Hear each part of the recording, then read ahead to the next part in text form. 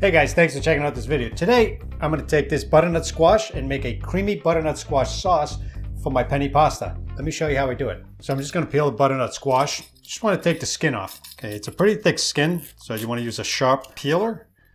Just take these off.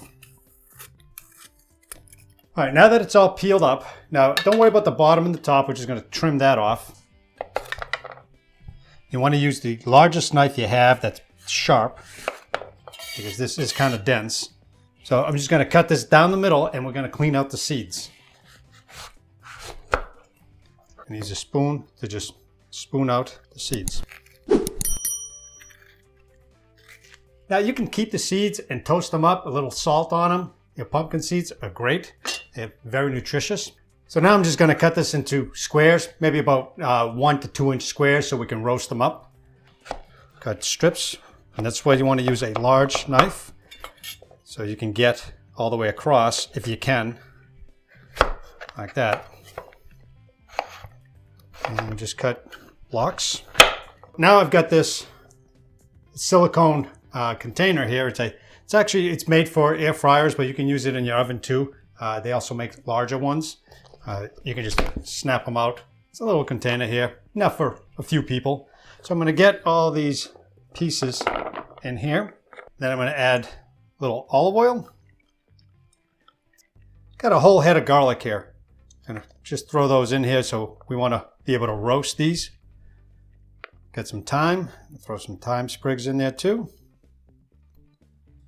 Some sage leaves. Just going to put those in to pick up some flavor. And some rosemary. Get that in there too. Some salt, not too much because we can always add later. Some pepper.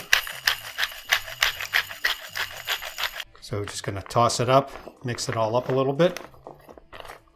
And I'm going to get this into the air fryer and roast it up. Probably going to take about a half hour at 350 degrees. All right, so I've taken the butternut squash out.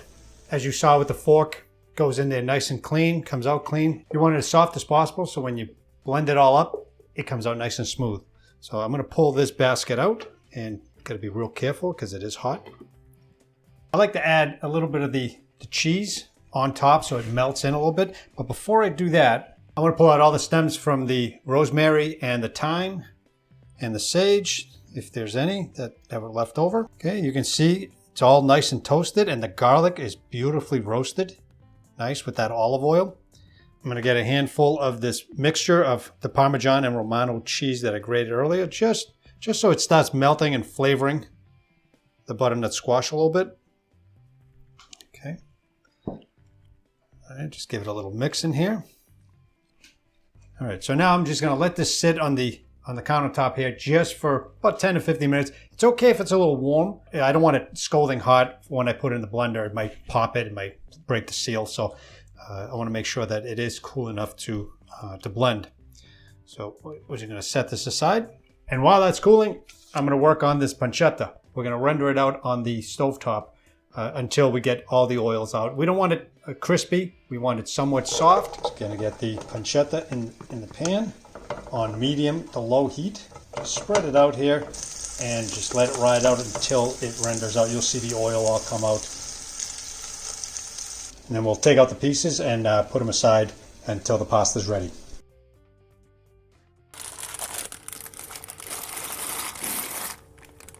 So now that the butternut squash is nice and cooled, I'm going to use my blender. I'm using the Ninja Duo blender. It's kind of a smaller blender. If you've got a bigger one, works fine.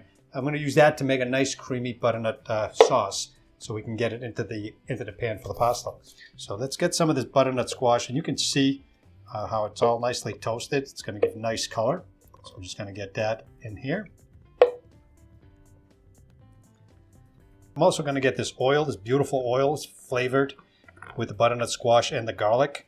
So I want to make sure I get all that in here too.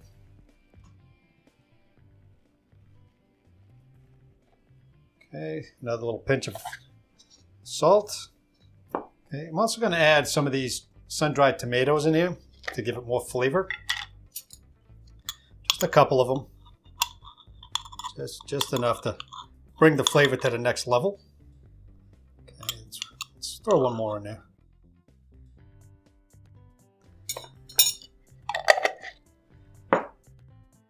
getting the vegetable broth in there. But so the liquid comes up about halfway. We can always add more. Okay, get the top on nice and tight and get it on the Ninja Duo. And all I'm going to do is pulse it a little bit until it starts turning and get it so I can see the consistency, how creamy it is, how loose it is. I'm only going to pulse it enough to get it soft and creamy. All right, so got it nice and creamy here. So let's take a look. Yeah, let's just give it a tap so it doesn't pop out. And if it's warm, when you unscrew it, you're going to hear it pop out, or the air is going to release a little bit. So just be careful. All right, so just going to use the spoon here. Take a look at that. It's a little thicker, but we're going to loosen it up in the pan anyway. We're going to add a little bit of that pasta water. All right, so let's just put this aside. Let's give it a taste first. Make sure where we need to be. Nice. You get that sweetness. You got the garlic. It all comes out. We're going to add some more flavoring with that pancetta in there. So we're just going to keep building this up until it comes out really, really good. Okay, now we still have the rendered oil from the pancetta here. We're going to get all this sauce, this butternut, squash, garlic sauce in there.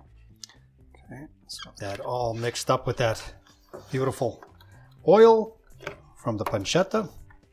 Okay, and it's okay if it looks this thick. As we keep stirring, we're going to loosen it up a little bit using some of the pasta water.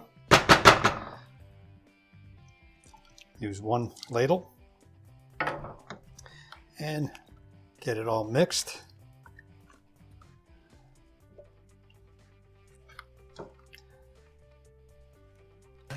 Also going to add some of this grated cheese. Again, this is a Romano and Parmigiano blend. So we're going to add quite a bit here. Yeah. It's about a cup's worth. So we want to get that cheese going in this sauce. And it's going to melt. It's going to get nice and creamy. And instead of adding milk and cream, you're just adding cheeses, adding more flavor. And we're going to add a little bit more pasta water to get that loosened up.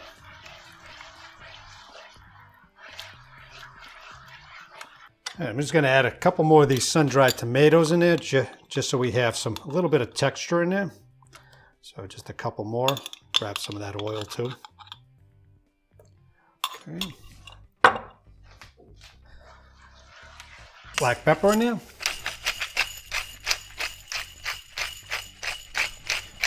And some salt.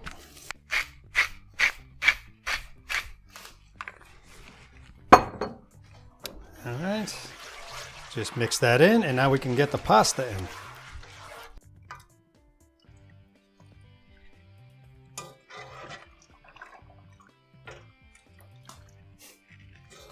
Mix it up here, get all that sauce going. Okay, you want to get it mixed, and it will thicken up as the pasta sits in there too.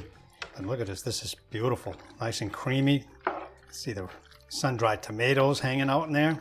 All right, let's not forget the pancetta or the bacon. Get all that in there too. And I'm going to add some basil. I mean, take a look at the size of these basil leaves that came out of my Aero garden. And my Click and Grow gardens, they create these huge basil leaves. So we're going to get some of these fresh basil in there. Okay, we're just going to roll it up a little bit and cut it up, get it all in there.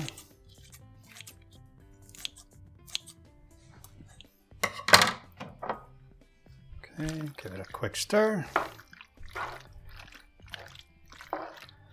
All right, now we're ready to plate it up. Okay, so I'm just going to get some of this goodness into the plate. Look at that, huh? Beautiful. Look how creamy that is. Well, now that I plated it up, let's add a little bit of cheese on top of it. I've already got the sage sprig there. So I get some more. You can never have too much of this Parmigiano Reggiano cheese on it. Let's give it a taste. I'm sure it's awesome. I've had this many times. Oh, look at that. It's so creamy. Beautiful. Mmm.